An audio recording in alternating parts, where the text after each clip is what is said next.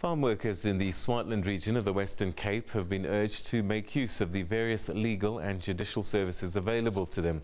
An event marking Human Rights Day was hosted by the Goedgedacht Trust, aimed at fostering the protection of the rural women and children.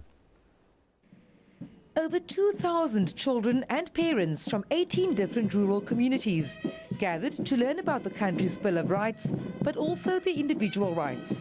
Farm workers remain among the most vulnerable in South Africa. When I asked the children what are human rights, all of them shouted out the right to food. And I think that's a testimony of what the realities are for the farm workers and their children. This is the time when there's no work on the farms. This is the time when people are in need of food.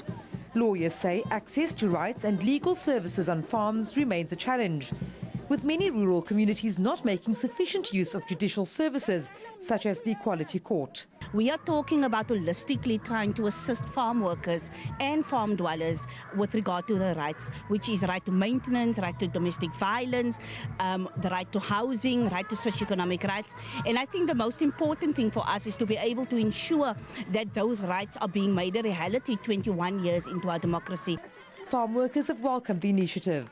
Some of us don't know about that kind of things, but today's event is great. So I just want to thank everybody that had the courage to come up here today to learn about their rights, that they don't have to sit there because they think nobody can help them. There is a way there for us out there. Today's message: do whatever it takes to protect the rights of women and children in rural communities. Vanessa Puna, SABC News, Malmesbury.